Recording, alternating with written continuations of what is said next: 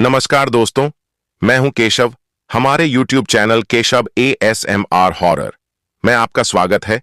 सभी लोग अपना अपना हाथ थाम लो। आज हम आपके साथ शेयर करने वाले हैं एक ऐसी डरावना कहानी जिसे देखकर आप सभी के रोंगटे खड़े हो जाएंगे।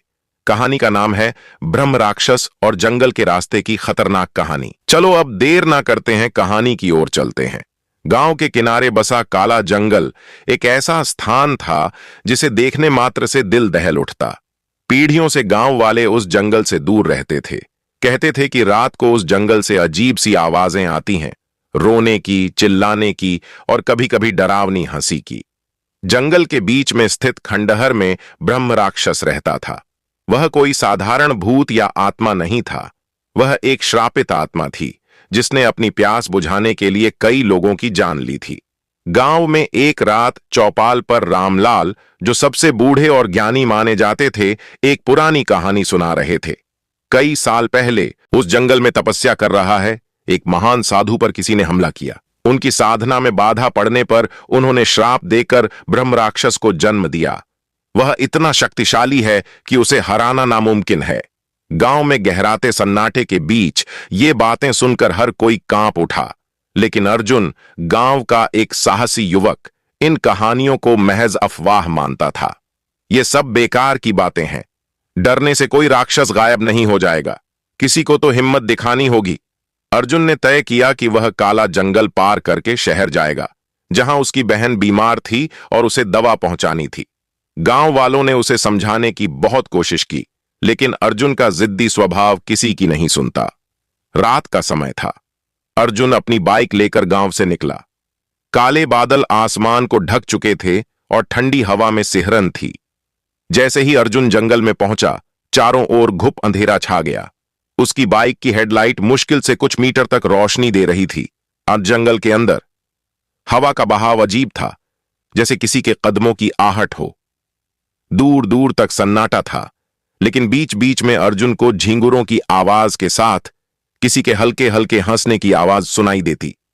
जंगल के बीचों बीच अचानक बाइक की हेडलाइट बंद हो गई। अर्जुन ने बाइक रोकी और उसे ठीक करने की कोशिश की। तभी उसने महसूस किया कि कोई उसे घूर रहा है। पेड़ों के पीछे से लाल रंग की दो चमकती आंखें उसे देख रही थीं। कौन है वहां? अर्जुन ने हिम्मत करके आवाज लगाई। कोई जवाब नहीं आया, लेकिन अचानक एक गहरी और डरावनी हंसी जंगल में गूंज उठी। अर्जुन ने पीछे मुड़कर देखा और उसके पैरों तले जमीन खिसक गई। एक विशाल काली आकृति, जिसकी आंखें अंगारे जैसी जल रही थीं, धीरे धीरे उसकी ओर बढ़ रही थीं। अर्जुन ने बाइक स्टार्ट करने की कोशिश की, लेकिन इंजन ने काम करना बंद कर दिया। राक्षस की हंसी और तेज होती गई। उसकी मांसल काया, लंबे नाखून और उसके सिर के ऊपर घूमते अजीब काले धुएं ने माहौल को और भी भयानक बना दिया। अर्जुन ने पास में पड़ा एक मोटा डंडा उठाया और राक्षस की ओर फेंका। डंडा उसे छूते ही हवा में राख बन गया। अर्जुन समझ गया कि यह कोई साधारण जीव नहीं है। उसने दौड़ने की कोशिश की, लेकिन घने जंगल में रास्ता ढूंढना मुश्किल था। जैसे ही राक्षस ने उस पर झपटने की कोशिश की, जंगल में अचानक एक तेज रोशनी चमकी। अर्जुन ने मुड़कर देखा तो एक साधु वहां खड़े थे। उनकी आंखों में तेज और हाथ में एक त्रिशूल था। साधु ने अर्जुन से कहा, भागने से कुछ नहीं होगा। यह राक्षस किसी साधारण हथियार से मरेगा नहीं। इसे हराने के लिए आत्मबल और मंत्रबल चाहिए। अर्जुन ने डरते हुए पूछा, यह क्या है और इसे कैसे रोका जा सकता है? साधु ने गहरी आवाज में कहा, यह ब्रह्म राक्षस है। इसे हराने के लिए तुम्हें मुझ पर विश्वास करना होगा। तुम्हारे साहस ने इसे आकर्षित किया है। अब तुम्हें इसे खत्म करने की जिम्मेदारी लेनी होगी। अर्जुन को समझ नहीं आया कि वह क्या करे, लेकिन उसे यह एहसास हो गया था कि अब पीछे हटने का कोई रास्ता नहीं है। साधु ने अर्जुन की आंखों में झांकते हुए कहा, यह ब्रह्म राक्षस केवल शक्ति का भूखा नहीं है। इसका अस्तित्व श्राप और प्रतिशोध से बंधा हुआ है। सदियों पहले यह एक महान तपस्वी था, जिसने अपने ही शिष्य की धोखेबाजी का श्राप झेला। इस जंगल को श्रापित कर इसे ब्रह्म राक्षस का निवास बना दिया गया। अर्जुन, जो अब तक डर के साए में था, ने साहस बटोरा और पूछा, क्या इसे हराना संभव है? साधु ने अपनी आंखें बंद कीं और कहा, संभव है, लेकिन आसान नहीं। इसे रोकने के लिए तुम्हें एक मंत्र पढ़ना होगा जो इसे इसकी श्रापित अवस्था से मुक्त करेगा। लेकिन अगर तुम्हारा विश्वास डगमगाया तो यह तुम्हारी आत्मा को भी निगल जाएगा। जैसे ही साधु ने यह कहा, ब्रह्म राक्षस एक गगन भेदी चीख के साथ अर्जुन और साधु की ओर बढ़ा। हवा में उसकी उपस्थिति से सारा जंगल कांप उठा। उसकी लाल आंखें और मांसल शरीर किसी युद्ध के लिए तैयार थे। अर्जुन ने साधु से पूछा, क्या करें?